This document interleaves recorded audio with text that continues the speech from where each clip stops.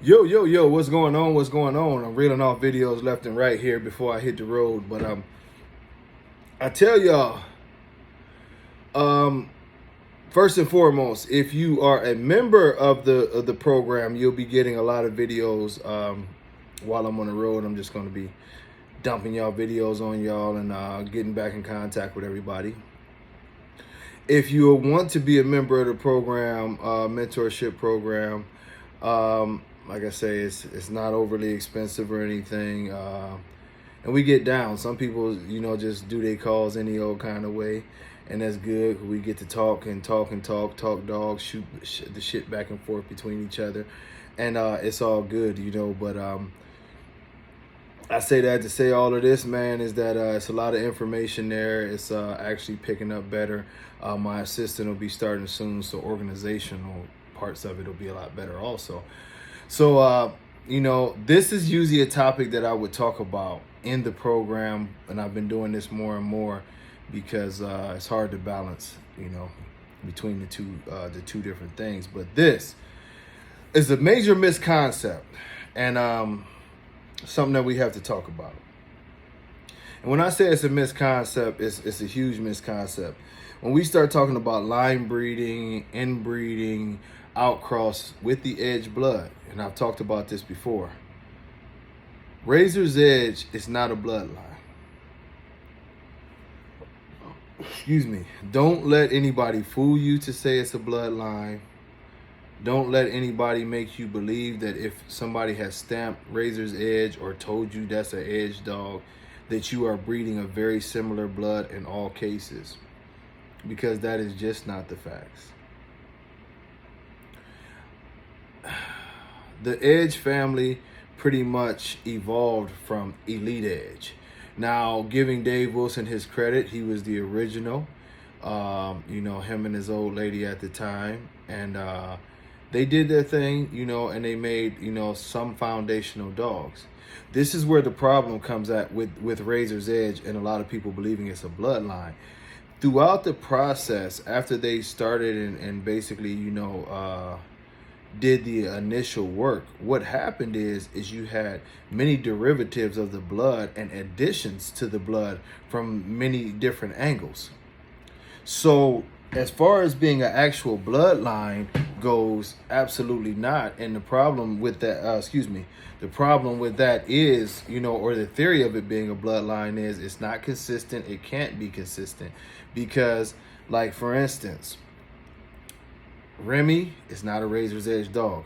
He derives from some edge blood, but Remy is not a Razor's Edge dog. A lot of stuff goes down to where Sean and Kurt had stuff down there at True Tank, and a lot of those dogs come from the True Tank camp and were not bred from other dogs directly from Razor's Edge. It was other mixes being put in there that Sean did to create these dogs. And it wasn't like, Dave wants you to believe that he just gave Sean all these dogs and basically, he was the wizard and made Sean do that. It's the same thing with Mike from Devil's Den. Mike added in other dogs, brought in some Gotti line blood here, brought in other bloods there. The Devil's Den dogs are not 100% Razor's Edge, but a lot of times this is a Razor's Edge dog. The same thing that goes with what Oscar Gomez has done with the with a lot of the Excalibur blood and different things of that nature. If you do research, a lot of what Oscar has done was not all edge dogs, and we could go on and on. The dogs that I have are not, I produced them. They're not all edge dogs. A lot of the dogs you can trace their roots back to Gotti line. More specifically, gray line blood. It's gaff dogs in these dogs, and it's a bunch of breeders. But what typically would happen is at a point where the dogs would have that the cleaner look, and they would have any edge blood in the dogs at all, they would attribute that dog to being a Razor's Edge dog. So to get to the point, one of the problems that y'all having is because a lot of y'all always do this. I got that edge blood. I got that edge blood. And you're not understanding that you really have many, many diverse bloods in there. For instance, in history, people would say that Paco was an edge dog, which he's not. He was produced by True Tank, but he is a grandson of Cairo. Now, the thing of it is that in history, you would also say that Hallie is a razor's edge dog. She isn't. You know what I mean? She has razor's edge blood. She was actually produced in a co-deal with Dave with the Trevinos. Her father is Thug, which Thug does have some edge blood, but he has a lot of gray line blood also. You know, so the thing of it is now if you lump those two dogs together and you just talk about a bloodline and you make it that vague, you would believe that these two dogs would be closely related because they come from the same bloodline. They're not. They're not closely related at all. It's actually a very, very, like, they might have 10% of the same blood. And then, you know, you throw in a dog like, say, for instance, King Kamali, another dog that always gets accredited with being an edge dog, but actually was produced by Carlton Pratt by way of, he did the Thug and Nikita breeding. And if you look at Nikita's pedigree, it's not a heavy so-called edge pedigree. And, you know, and it leads to the question of what is edge, which dogs would qualify as edge. And the biggest problem with that theory is you can't do a few breedings and have a few dogs and then sit there and say like, oh, I created a bloodline, when the actual dogs that you have were just used by everybody else to make other dogs, which were some great dogs.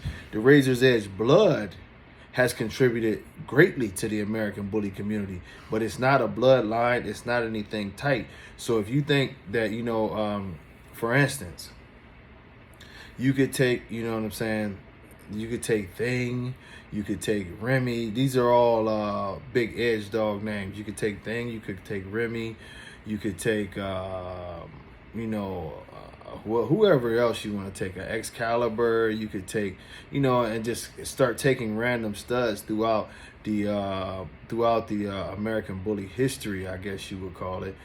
And if you put them all together and you start looking at them, you would think, oh, they're from the same family. You got to do an outcross. They are each other's own outcross because their blood is not tight. If you like that look, you know what I'm saying, you can keep on doing it. That's why if you notice, you know, Carlton Pratt at Pratt's Bullies, which he rarely does breedings, but he had Nemesis, you know what I'm saying? He turned around and made Kamali, and it was no issue with putting Kamali and Nemesis together and line breeding it for generations because it wasn't that damn tight. So a lot of y'all are being scared off by the name and saying, oh, I got to do an outcross, where if you do a little research, you'll find out that if you could have 5 edge dogs, right? And if it's from different kennels and stuff, you will notice that you wouldn't be tightly line breeding shit. Like, for instance, and I'll give you the bigger name, like some quote unquote bigger name breeders. If you went and got, for instance, blood from Marco Suarez, right? Then you came and got blood from me. Now, I have some of Marco's blood down the line now. But, you know, in my yard, Marco's blood would probably be roughly maybe 20% from when I use Gargoyle, because I've done other things since then. But you would you know, you go to Carlton Pratt and you get some stuff. You go to Oscar Gomez and you get some stuff.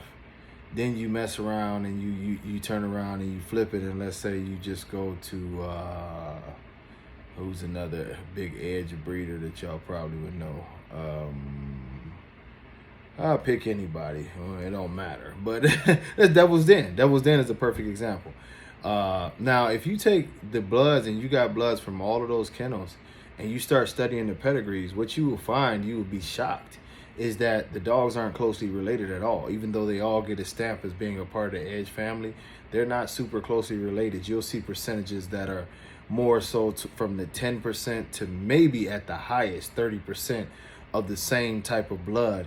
And what that really means is that if you had a dog from each of those kennels, you could properly mix and match those bloods for the next probably 15, 20 years without a problem. But because they, you know, they have the name stamped of Edge on them, everybody thinks like, oh, well, I got these Edge dogs, so eventually I got to outcross and do this and do that.